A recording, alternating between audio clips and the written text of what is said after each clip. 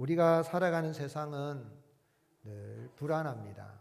어떤 일이 일어날까 불안하고 또 초조하고 긴장감을 늦출 수가 없죠. 지지난주에 화재로 인해서 참 너무 안타까운 사람들이 목숨을 잃는 것을 보았고, 또 지난 주간에는 참 역주행한 승용차 한 대에서 9명의 사람이 또 목숨을 잃는 어처구니가 없는 그런 사고가 있었습니다. 식당에 가서 이래 식사를 하는데 사람들이 모여서 이야기하는 게, 그래 뭐 급발진이 됐다 하자, 그렇다지만 왜 역주행인데 하면서 사람들이 이해할 수 없다라고 합니다. 원인이 무엇이든 상상할 수 없고 있어서는 안 된 비극이 우리 사회에, 우리 살아가는 세상에 있었습니다. 목숨을 잃은 사람들은 한 가정의 이 가장들이었습니다. 자, 그 내용들을 읽어보니까 50대, 40대, 30대 아빠들이었는데, 하루아침에 아이들은 아버지를 잃고 남편을 잃는 큰 슬픔을 우리가 겪은 그런 모습에서 참 안타까운 모습을 봅니다. 이런 사건, 사고 외에도 인생은 살아가면서 늘 불안한 마음을 가집니다. 어느 날 갑자기 아이들이 전화해서 아빠 큰일 났어, 엄마 큰일 났어, 어떡하지? 하는 그런 전화를 받을까 봐 늘 불안한 마음을 가지고 살아가는 것이 우리 인생입니다. 그러나 오늘 하나님을 믿고 예수 그리스도를 믿는 우리 성도님들의 삶에는 우리 하나님이 지켜주시고 보호해 주셔서 이런 불안감이 많은 세상이지만 주님 주시는 그런 평안을 누리며 살아갈 수 있기를 예수님의 이름으로 축복합니다. 과연 그럼 어떻게 하면 우리가 이 세상에 살아가면서 모든 불안감을 떨쳐버리고 평안하고 행복한 삶을 살아갈 수가 있겠습니까? 이사야 선지자는 그 이름 뜻이 여호와는 구원이시다라는 뜻입니다. 여호와 하나님, 여호와의 구원이라는 뜻인데 주전 760년경에 출생했습니다. 지금부터 2760년경이죠. 그리고 730년경 또는 740년경에 활동을 시작해서 남왕국 유다가 주전 586년에 멸망하기 직전 100년 전까지, 그러니까 주전 680년까지 활동했던 선지자입니다. 호세아, 미가가 동시대에 활동했던 선지자고, 이사야 1장을 읽어보게 되면 이사야 선지자가 활동했을 때에 그때 당시에 유다의 남왕국 유다의 왕은 우시야, 요담, 아하스, 히스기야 왕이었습니다. 네 왕에 걸쳐서 유다 백성들을 향하여서 예언의 메시지를 이렇게 전하였는데, 오늘 이 말씀 1절에서 9절 말씀에 보면 하나님은 이사야를 통하여서 이제 말일에 여호와의 전이 모든 산꼭대기에 설 것이다. 그리고 많은 백성이 여호와의 산에 오르게 될 것이며, 여호와께서 열방과 또 많은 백성을 판결하심으로 다시는 전쟁을 연습하지 않을 것이다. 그리고 이방인들이 야곱 족속을 향해서 여호와의 빛에 행하자라고 외칠 것을 이야기합니다. 그리고 10절에서 11절 말씀에 보면 하나님은 이사야를 통하여서 말일에 교만한 자의 눈이 낮아지고 여호와께서 높임을 받으실 것이다 라는 것을 예언합니다. 우리가 이제 이사야를 묵상하고 있는데요, 이사야 66장 전장의 서론이 1장 2장입니다만은 사실은 1장 2장 속에 이사야를 통하여 하나님이 말씀하시고자 하는 주제가 담겨 있는 이사야서의 요약이라고 할 수도 있습니다. 서론 속에 그 목적이 담겨 있는 것이죠. 그런데 오늘 말씀을 보게 되면 왜 하나님은 말일에, 말세에 택한 백성 유다와 예루살렘 주민이 아닌 이방인들이, 이방 민족들을 구원하시고 그들이 오히려 야곱 족속, 이스라엘 백성이죠, 아브라함의 그 후손을 향하여서 여호와의 빛에 가자라고 말하게 합니까? 이게 무슨 이야기냐면, 오늘날로 말하면 이 불신자들이 신자들을 향하여서 하나님께 예배드리자 하는 말하고 같은 이야기입니다. 신자들이 불신자들 보고 너희들도 하나님을 예배해라 해야 되는데, 불신자들이 보고 야, 신자들 너희들 그리스도인들 너희들 그렇게 살면 안 되잖아, 우리는 이렇게 살더라도 너희는 그렇게 살면 안 되잖아 하는 그런 이야기입니다. 제가 학교 다닐 때에 이 친구들은 보면 선생님 앞에서 뭐 이렇게 강의를 해도 뒤에서 도색 잡지 돌려가면서 낄낄거리고 우는데, 웃고 막 그러는데, 제한테 오면은 친구들이 야, 정한테는 주지 마라, 정한테는 보여주지 마라. 왜냐하면은 제가 쓴 Jesus First라는 배지를 달고, 제 가방 책이 많은데도 성경책, 옛날에 본 빨간 두꺼운 성경책, 그걸 책가방에 넣어가 가지고 와서 공부하기 전에 성경을 읽으니까 친구들이 제가 그리스도인인 걸 아는 거죠. 너만큼은 안 된다, 우리는 타락해도 너만큼은 안 된다는 게 세상 사람들이 이야기예요. 불신자들이 아니 우리는 이렇게 살아도 그리스도인 너희들은 그러면 안 되잖아 하는 이야기가 바로 이 이야기입니다. 야곱 족속아, 너희가 하나님을 예배해야 되는데 왜 하나님 말씀을 안 듣고 하느냐, 여호와의 빛에 거하자, 이런 말을 하는 거예요. 얼마나 부끄러운 이야기입니까 여러분. 왜 하나님 그렇게 하시죠? 신자들이 불신자들로부터 이런 말을 듣게 하시고, 이방인들이 이제는 오히려 그리스도인이 되어서 하나님 백성이 되어서 우리가 여호와의 산에 올라가자, 야곱 족속과 함께 가자 하는 말을 하게 하십니까? 어떻게 하면 본문 말씀을 통해서 불안을 떨쳐버리고 평안하고 행복한 삶을 살아갈 수 있는 길을 알 수가 있겠습니까?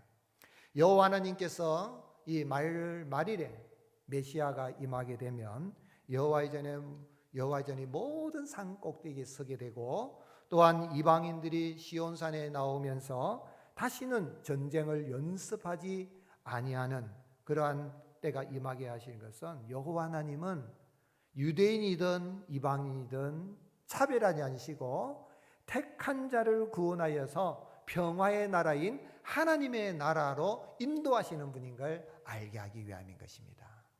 오늘 여러분, 하나님은 구원하시는데 혈통적으로 유대인이라고 유대인만 구원하신 분이 아니라 하나님의 형상을 따라 지음받은 모든 인생들을 차별하지 않으시고, 인종차별하지 않으시고, 인간차별하지 않으시고, 택한 자를 구원하여서 반드시 평화의 나라인 하나님의 나라로 인도하시는 분입니다. 한번 따라 하시겠습니다. 하나님의 나라는 평화의 나라입니다. 그렇습니다. 그래서 이사야 선지자는 2절 말씀의 말이래 여호와의 전이 모든 산 꼭대기에 굳게 설 것이요 모든 작은 산 위에 뛰어나르니 만방의 그리로 모여들 것이라. 그래. 여기 말일은 말세를 가리킵니다. Last day, 마지막 날, 지구 종말이 오기 직전까지의 모든 날들인데 특별히 메시아가 오는 때를 말합니다. 메시아가 임하게 되면 이야기죠. 메시아가 임하게 되면 유다 백성 예루살렘 주민만이 아니라 이방 민족들도 여호와의 전의 산으로 나온다. 그것은 예루살렘으로 간다는 그런 표현이기도 하지만 이 영적인 의미입니다. 비유적인 표현이죠. 세상 모든 나라 가운데 예루살렘에 가지 아니하더라도 모든 산 꼭대기에 하나님의 전의 산이 설 것이라는 이야기는 세상 모든 민족이 하나님께로 나오는 예수 그리스도를 믿고 하나님께로 나올 것을 이사야 선지자가 이야기한 거예요. 그날이 되면 메시아가 임하면 하나님이 어떻게 하신다 그랬어요? 4절에 그가 열방 사이에 판단하시며 많은 백성을 판결하시리니 무리가 그들의 칼을 쳐서 보석을 만들고 그들의 창을 쳐서 낫을 만들 것이며 이 나라와 저 나라가 다시는 칼을 들고 서로 치지 아니하며 다시는 전쟁을 연습하지 아니하리라. 하나님이 판단하시고 하나님이 많은 백성을 판결하신다니 다스리시는 걸 말하죠. 판결하신다는 건 다스리신다는 건데, 다스리신 메시아가 오게 되면, 그날이 되면 이제는 전쟁이 그친다는 거예요. 농기구를 만든다는 것이죠. 칼과 창을 만들어서 다 농기구로 만든다는 것이죠. 이 세상의 모든 사람은 평화를 추구합니다. 그러나 여러분 어떻습니까? 세상은 늘 불안하잖아요. 우리가 사는 세상의 사건 사고로 인해 불안할 뿐만 아니라 나라와 민족과 국가 간의 전쟁이 계속 지금도 일어나고 있잖아요. 현실은 그렇지 않습니다. 인류 역사가 시작된 이래 500명에서 1000명 이상의 사상자를 낸 전쟁만도 25만 건이라고 합니다. 전쟁 연구가들이 이야기할 때, 전쟁 역사가들이 연구를 해보니까 인류가 시작한 이래 가인이 동생 아벨을 집에서 쳐 죽인 이후에 형제 간의 싸움이 가정에서 일어나게 되고 민족 간에 싸우고 나라 간에 싸우는데 그런 전쟁 가운데 특별히 이 민족과 국가가 싸운 이 전쟁은 25만 건 이상이라는 거예요. 그래서 영국의 역사학자 토마스 칼라일은 뭐라고 했냐면 인류의 역사는 투쟁과 전쟁의 역사다, 그렇게 표현했어요. 투쟁과 전쟁의 역사다. 인류 역사를 보면 그냥 죽이고 싸우고 죽이는 그냥 시체가 쫙 널려져 있는 걸 볼 수가 있어요. 그게 인류 역사라는 거예요. 과연 여러분 그런 세상에 살아가면서 이 불안한 세상에 어떻게 평화를 누릴 수가 있습니까? 미국 뉴욕에 세계 평화를 이루자는 목적으로 만든 국제연합 United Nations, 유엔이죠. 유엔 본부에 가면 뭐가 있냐면 여러 많은 조형물이 있는데 그 유엔 본부 빌딩 앞에 구소련 부이헤티라는 작가가 만든 창으로 낫을 만든다는 작품이 있습니다. 창으로 낫을 만든다. 해머를 가지고 이 칼을 보습으로 만들고 창을 낫으로 만드는 그런 장면을 구소련, 공산국가잖아요. 구소련이 이제 유엔을 창설할 때에 이걸 선물로 준 겁니다. 참 아이러니컬하죠. 근데 사실은 구소련이 이렇게 세워지기 전에는 러시아가 어땠습니까? 러시아는 어떻게 보면 뭐 국교라고 말하겠지만 그리스 정교에 올라와서 러시아 정교회가 사실상 가장 많은, 성경을 잘 아는 거예요. 오늘 이 말씀을 오늘 이사야 2장 4절 말씀을 인용해 가지고 미국에 선물을 준 겁니다. 공산국가가 자본주의 국가에 하면서 유엔 좋다 그렇게 이야기를 했지만 그러나 전쟁은 끊임없이 일어나고 있죠. 그래서 유엔의 설립 이념은 이 오늘 읽은 이사야 2장 4절 말씀을 근거로 칼을 쳐서 보습을 만들자라는 거예요. 보습이라는 것은 밭을 갈 때 사용하는 쟁기 끝에 달린 쇠조각을 말하죠. 농기구입니다. 또 낫을 만들어서 곡식을 거두는 그런 것을 하자 그렇게 이야기합니다. 그런데 인간이 이렇게 국가 간에 해야 되지만은 이런 연합을 하고 어떻게 하든지 평화의 그런 지구촌에 평화가 없으면 좋겠다. 1차, 2차 세계대전에 얼마나 사람들이 많이 죽었냐. 그런 이야기를 하는 가운데에 우리가 노력해야 되냐지만 노력한다고 과연 될까요? 노력해야 되겠지만 진정한 평화는 누가 다스려 주셔야 되는 겁니까? 하나님이 다스려 주셔야 돼요. 말일에 메시아가 임하게 되면 여호와 하나님께서 판단하시고 판결하심으로 이런 평화가 임하게 될 것이라고 했어요. 그런데 유다 나라가 이 남왕 유다 나라가 어떻게 합니까? 그런 하나님을 의지하지 않냐고 하나님의 다스림을 받지 않고 어떻게 합니까? 거기에 평화가 없다. 이 평화를 유지하려고 하면은 지금 아수르라는 강대국이 일어나고 북왕국 이스라엘은 저 형제 나라인 우리를 계속해서 넘보고 있고 마치 북한의 김정은이가 핵 가지고 우리한테 핵거리고 만들고 있는 것처럼 계속 이런 적과 통일하겠다 그러고 하는 것처럼 또 북왕국 이스라엘은 남왕국 유다를 점령하기 위해서 아람 나라 이 수리아죠. 저 북동쪽에 있는 아람 나라하고 연합을 해가지고 압박을 합니다. 압박하면서 아하스 왕 때 뭐라고 압박을 합니까? 야 너희들 말이야 지금 강대국 아수르가 일어나는데 우리하고 연합해서 저 아수르 나라를 우리가 대항하자. 근데 사실은 속셈은 이 다윗 왕조 남왕국 유다를 멸망시키려고 하는 거예요. 그래 남왕국 유다 가만히 있습니까? 그냥 가만히 있지 않죠. 어떻게 합니까? 오히려 아수르하고 동맹을 아수르하고 언약을 맺어요. 그게 6절입니다. 주께서 주의 백성 야곱 족속을 버리셨으면 그들에게 동방풍속이 가득하며 바벨론 문화입니다.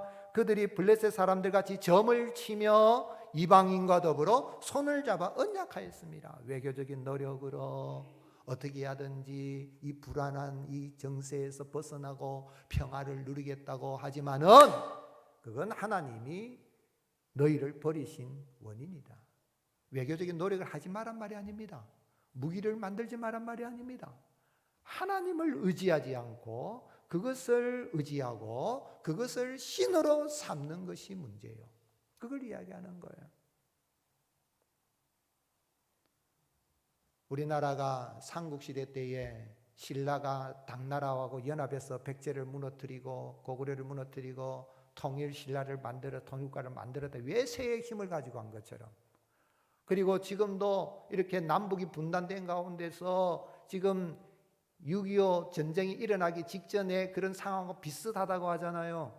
이 러시아의 푸틴하고 김정은이 만나가지고 동맹을 맺고 우리는 미국하고 동맹을 맺고 아니다 중국하고 같이 또 손을 잡아야 된다 이런 가운데 있잖아요. 일본하고 동맹을 맺느냐 마느냐 지금 국회에서 막 그냥 의원들이 그냥 떠들고 싸우고 있잖아요. 그런 상황입니다. 그런데 이사야 선지자 할 말은 너희들이 강대국을 의지하고 외교적인 노력을 해야 되겠지만 그걸 의지하고 나를 의지하지 않으면 내가 너희를 버린 것이요 너에게 평화가 없다는 거예요. 뿐만 아니라 너희들이 강대국을 의지하지 외교적인 노력을 하지 뿐만 아니라 어떻게 해서 그렇게 해서 남한국 유다 너희들 성읍에는 뭐가 가득하다 그랬어요. 7절에 그 땅에는 예루살렘 유다 백성 땅입니다. 뭐가 가득하죠?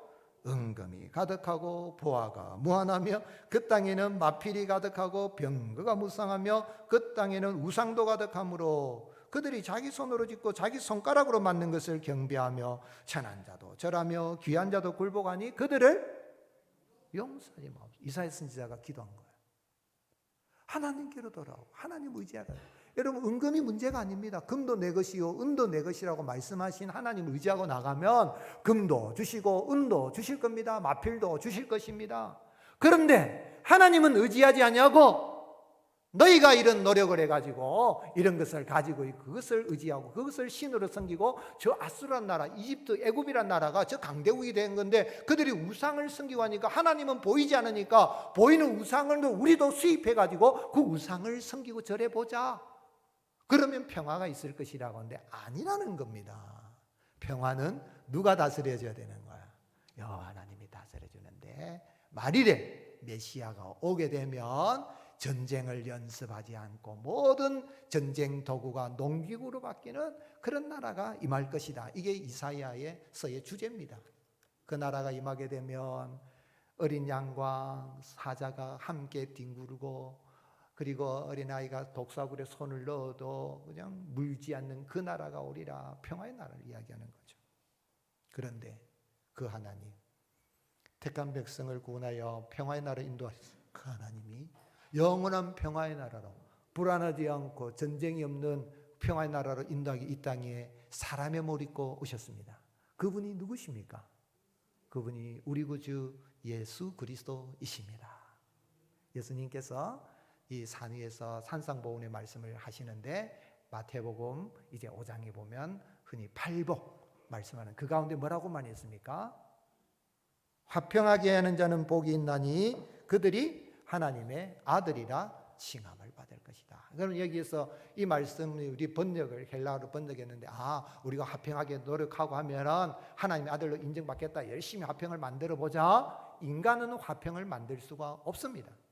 그런데 이 말씀을 한 제자들에게 예수님을 믿고 모여있는 무리라는 말씀, 즉 말하자면 메시아로 말이로 오신 그 메시아를 믿고 말씀을 듣고 있는 제자들과 성도들을 향하여서 복이 있도다. 화평하게 하는 자들아 너희가 하나님의 아들이라 불리게 될 것이다 라고 선언하여 주신 말씀입니다. 이렇게 하면 하나님의 아들은 복을 받는 게 아니라 이미 선언하여 주시는 우리가 화평하게 하는 자를 살아가야 되겠지만은 인간은 가인이 동생 아벨을 쳐 죽인 이후에 형제간에 살인극이 일어났던 것처럼 지금도 형제간에 싸우는 대기업의 이런 모습들 얼마나 많이 봅니까? 집안에서부터 있는데 인간은 영원히 평안을 만들 수가 없어요. 그런데 주님을 믿는 그 마음 속에 너희들이 이제는 화평하게 하는 자로 거듭나게 되고 하나님의 아들, 딸들로 살아가게 될 것이다 라고 선언하여 주신 말씀입니다. 한번 따라합시다. 나는 화평하게 하는 사람입니다. 누구를 믿어서요? 예수님을 믿었어. 그래서 예수님은 잡히시던 전날 밤에 마지막 고별 설교를 할 때도 요한복음 14장, 15장, 16장 마지막 절에 뭐라고 말씀하셨습니까? 내가 너에게 이것을 이루는 것은 너희로 내 안에서 무엇을 누리게 하려 함이라? 평안을 누리게 하려 합니다. 세상에서는 너희가 환난을 당하나 담대하라. 내가 세상을 이겼노라. 세상을 이기시고 승리하신 예수 그리스도를 믿는 사람이 화평케 하는 사람으로 거듭나고 평화의 나라인 하나님의 나라로 들어가게 되는 것입니다. 그래서 바울은 에베소서 2장 14절에 그는 우리의 화평이신지라. 우리의 뭐라고요? 화평이신지라. 그가 누굽니까? 예수 그리스도십니다. 둘로 하나를 만드사 원수된 것고 중간에 막힌 담을 자기 육체로 오시고 법조문으로 된 계명의 율법을 폐하셨으니, 같이 읽겠습니다. 이는 둘로 자기 안에서 한 세 사람을 지어 화평하게 하시고 또 십자가로 이 둘을 한 몸으로 하나님과 화목하게 하려 하십니다. 여러분, 우리 예수님을 믿어서 하나님과 원수됐던 우리가 하나님과 화목하게 되었을 뿐만 아니라 사람들 사이에도 막힌 담이 열어서 화평하게 하는 사람으로 지음을 받은 것입니다. 그래서 여러분, 교회 와서 막 지적질하고 싸우고 비판하고 그러면 안 돼요. 허물은 덮어주고 용서하고 사랑하고 감사하는 공동체가 하나님의 모형인 교회 공동체입니다. 아멘이십니까? 교회는 뭐하러 다니죠? 사랑하러 다닙니다. 아멘이십니까? 네. 왜요?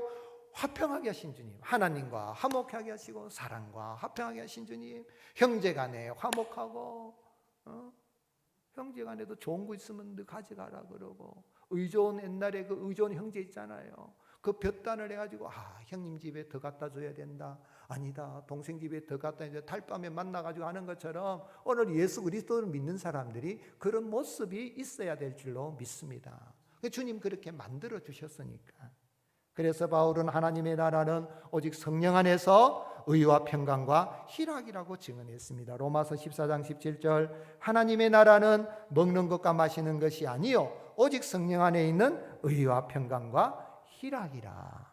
이로써 그리스도를 섬기는 자는 하나님을 기쁘시게 하며 사람에게도 뭐요? 칭찬을 받는다. 우리 옆 사람 축복하며 인사하시죠. 당신은 피스메이커입니다. 영어로 해서 미안합니다만 피스메이커가 뭐죠? 평화를 만드는 사람. 아멘이십니까? 여러분 사이좋게 지내시기를 바랍니다. 누가 담을 하셨습니까?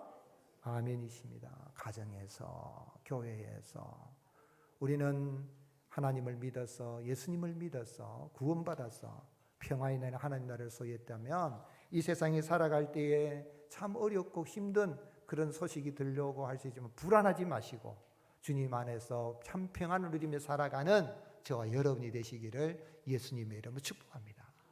그럼 이런 평화의 나라를 상속해 우리가 어떻게 살아야 되겠습니까? 여호와 하나님의 말씀을 따라 사는 삶이 참 평화를 누리며 하나님을 높이는 삶입니다. 이 땅에서 계속해서 내가 평화를 누리면서 하나님을 높이고 하나님이 주시는 은근보화를 누리고 만족하며 감사하며 살아갈 수 있는 길이 뭐냐면 하나님이 우리에게 주신 이 말씀을 배우고 가르치고 지키는 거예요. 그래서 이제 이방 나라 사람들이 다 하나님을 믿고 여호와의 전 있는 산, 그래서 모든 산 꼭대에 있으니까 예수 그리스도를 믿는 사람들이 막 하나님께로 나오면서 뭐라고 외칩니까? 3절에 많은 백성이 가며 이르기를 오라 우리가 여호와의 산에 오르며 야곱의 하나님의 전에 이르자 그가 그의 길을 우리에게 가르칠 것이다. 우리가 그 길로 행하리라 하리니 이는 율법이 시온에서부터 나올 것이요 여호와의 말씀이 예루살렘에서부터 나올 것임이니라. 노래입니다. 노래. 오라 우리가 여호와의 전에 어떻게 해요? 이르자. 주님의 도를 배우고 주님의 길로 행하리. 이는 율법이 시온에서 나오고 주의 말씀은 예루살렘에서. 여러분, 율법주의는 문제지만 율법은 하나님의 말씀입니다. 여호와의 말씀, 하나님의 말씀. 그 말씀을 붙들고 나가는 거죠. 그 노래를 부르는 거예요. 그래서 5절 말씀에 야곱 족속아, 너희들은 하나님의 택한 백성인데 왜 하나님을 예배하지 않고 하나님 말씀을 왜 안 듣는 거야? 너희 하나님의 백성이라면 우리는 이방인들인데 너희는 하나님의 빛에 거해야 되는 거 아니냐? 5절 야곱 족속아 오라, 우리가 여호와의 빛에 행하자 하는 역사가 일어나요. 여호와의 빛은 무엇입니까? 시편 119편 105절에 주님의 말씀은 내 발의 등이요 내 길의 빛이니이다. 여러분, 하나님의 말씀이 우리를 비춰주시면 이 불안한 세상에 살아갈 때도 바른 길을 걸어갈 수 있도록 돌불에 걸려 넘어지지 않도록 지키시고 보호하시고 인도하여 주십니다. 그래서 말일에 여호와 하나님께 택함 받고 구원받아 평화의 날을 상속한 그들이 이제는 이 세상에 그들이 의지했던 거, 은금, 보화, 마필, 군마 이런 것들을 의지하지 않고 우상을 의지했던 걸 다 버리고 그걸 의지하지 않는다는 거예요. 뭐 저축하지 마라 그건 말이 아닙니다. 할 수 있어요. 외교적인 노력을 하지 마라 말이 아니에요. 할 수 있어요. 그러나 우리는 예수님을 믿었어, 하나님을 믿었어, 평화의 나라를 상속했으니 하나님이 우리의 힘이 되시고 하나님의 말씀으로 우리를 인도해 주시니까 우리는 말씀을 준행하는 가운데에 여호와 하나님을 높인다. 11절 그날에 눈이 높은 자가 낮아지며 교만한 자가 굴복되고 여호와께서 홀로 높임을 받으시리라. 아멘. 그렇습니다. 천지 만물을 말씀으로 창조하신 주님, 그 주님이 이 땅에 오셔서 세례를 받으시고 성령에 이끌려서 광야에 가서 금식 기도하며 마귀에게 시험을 받을 때 마귀가 찾아와서 첫 번째로 시험했던 내용이 뭡니까?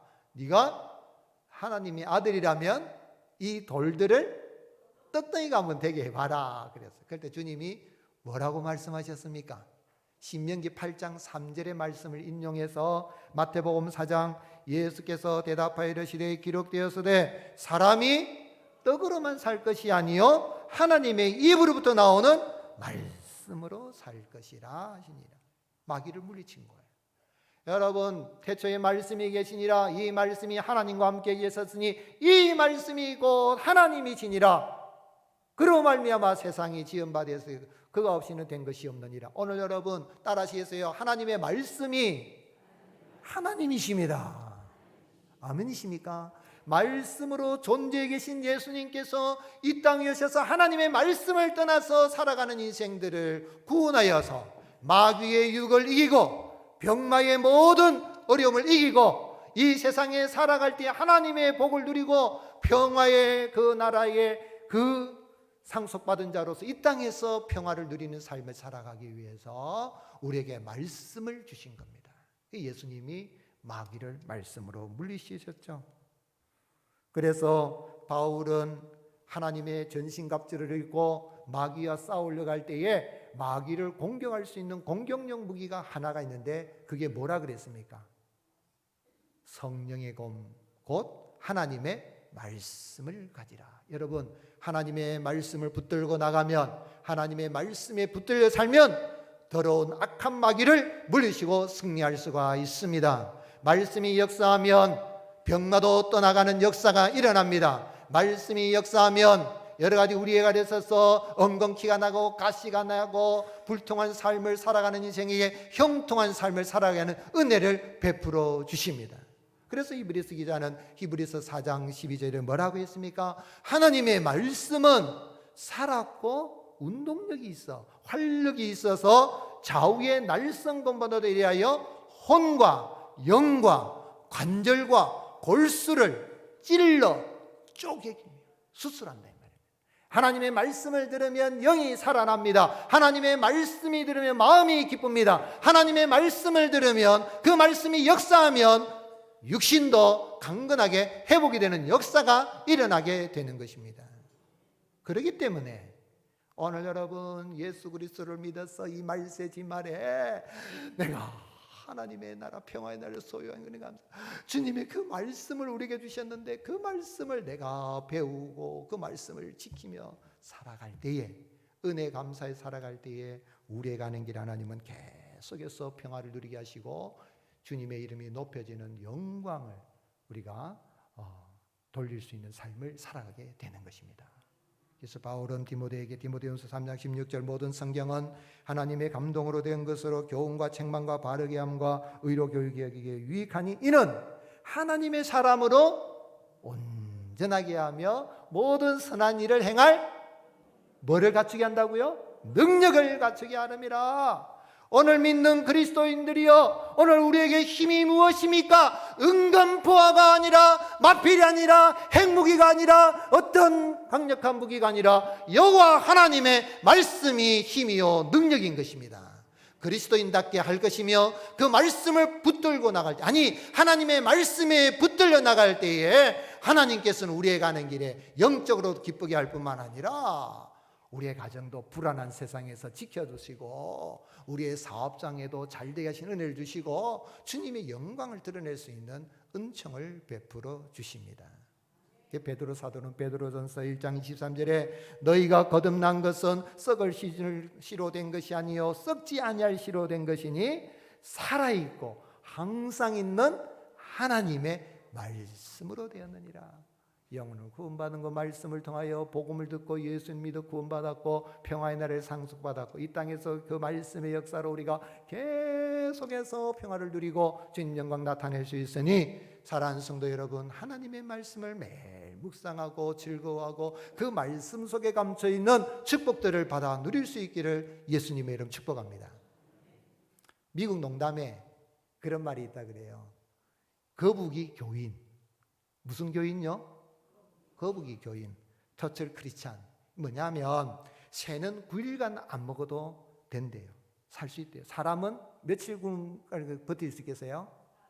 사흘 좀 더 삽니다. 12일간은 안 먹어도 산답니다. 뭐 시험해 보려면 시험해 보십시오. 그런데 개는 20일간 견딜 수 있다 그러고 거북이는 며칠을 500일을 안 먹어도 된다.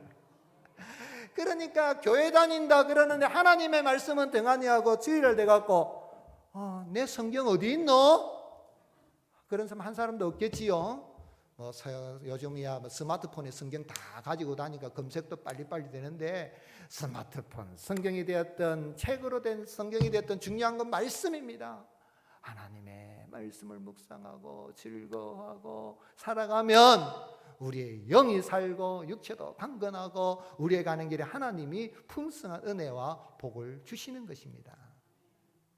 도스토옙스키가 16살 때 자신의 아버지가 농노들로부터 살해되는 것을 보고 그는 아버지를 죽인 사람들 기억하면 사회주의 운동에 뛰어들었어요. 사회주의 운동에 결국은 체포되어서 사형 선고를 받았습니다. 사형수를 싣고 가는 열차에 간인에게 멈췄는데 한 젊은 어느 부인이 작은 책을 한 권 줬는데 그 작은 책이 뭐냐면 신약 성경입니다. 그러니까 감옥에 가서 그가 이제 사형 날짜를 기다리면서 감옥에서 성경을 읽는 거예요. 성경을 읽는데 거기서 하나님의 음성을 들었어요. 그리고 예수님을 구주로 영접했습니다. 도스토옙스키가 뭐라고 했냐면 누가 내게 그리스도는 진리가 아니다라고 증명한다 하더라도 나는 그리스도와 함께 있고 싶다. 사람들이 그리스도는 진리 아니다 이야기해도 나는 그리스도와 함께 있고 싶다. 더 중요한 이야기를 합니다. 나는 진리보다 차라리 예수와 함께 있고 싶다 그랬습니다. 이런 일을 깨닫고 있는데 참 사형 직전에 사면이 되어서 고향에 돌아와서 책을 쓰기 시작했습니다. 그래 불후의 명작을 썼죠. 뭡니까? 죄와 벌이라는 책도 쓰고 세계적인 작가가 됐습니다. 여러분, 하나님의 말씀이 들어가면 말씀을 통하여 성경 말씀을 통하여 하나님의 음성을 듣고 하나님의 뜻을 깨달아 알면 그 가는 길을 하나님이 열어두시고 그 인생이 변화되게 하시고 그 삶의 현장에도 하나님이 모든 것을 풍성하게 누리게 하시는 화평케 하시고 화평을 누리게 할 뿐만 아니라 우리 주님이 영광을 받으십니다. 오늘은 맥주 감사절입니다. 지난 반년 동안 베푸신 은혜를 인하여서 하나님 앞에 우리가 어떻게 감사할 수 있겠습니까? 여호와 하나님께서 기뻐하시는 사람은 세상의 은근보화나 우상을 의지하지 아니하고 하나님의 말씀을 듣고 배우고 실천하는 사람입니다. 마치 부모를 공경하는 사람은 부모님의 말씀을 듣고 순종하는 것처럼 우리의 영혼의 아버지가 되시는 하나님, 우리를 구원하시는 여호와 하나님 예수 그리스도의 말씀을 기억하고 듣고 지키고 나가는, 거기에 주님이 함께해 주시고 계속해서 평화를 누리게 하시는 은혜가 있습니다. 그런 진정한 감사는 주님 감사합니다, 내가 말씀대로 살겠습니다. 사랑하는 성도 여러분, 매일 아침에 큐티 하시기를 꼭 부탁을 드립니다. 큐티 꼭 하시기 바랍니다. 큐티는 프로그램이 아닙니다. 15분도 좋고 5분도 좋고 큐티를 꼭 하시기 바랍니다. 하루 생끼 밥은 다 찾아 먹으면서 한 끼 식사도, 영혼의 식사도 하지 않는다면 진짜 그리스도인인가 생각해 봐야 됩니다. 큐티 할 수 있는 데서 가이드로서 제일 좋은 건 새벽 기도에 목사가 강론하는 말씀을 들으시기 바랍니다. 큐티 가이드북이 있지만 제 마음에 흡족하지가 않습니다. 근데 성경 말씀은 복음으로 묵상을 해야 되는데 그걸 제가 짧은 시간이지만 새벽 시간마다 제가 강론을 합니다. 특별히 직분자들은 일주일에 한 번은 꼭 기도의 새벽 기도 자리를 지키시기 바랍니다. 제가 전방에 있을 때 1990년에 제가 연대 본부일에 갔는데 그때의 차가, 이 승용차가 2대가 있었는데 연대장 차 1대, 목사는 활동하기 위한 이 군목이 차 1대가 있는데 교회 오는 집사님이 목사님 기도해 주세요. 승용차 생기면 새벽 기도 꼭 나올게요. 그래요. 요즘은 집집마다 차 없는 집이 없을 정도로 마이카 시대가 됐습니다. 문제는 마음입니다. 그러나 거리가 너무 멀고 시간이 너무 많이 걸린다면 요즘은 더 좋은 세상에 유튜브를 통해서 새벽에 참여할 수 있습니다.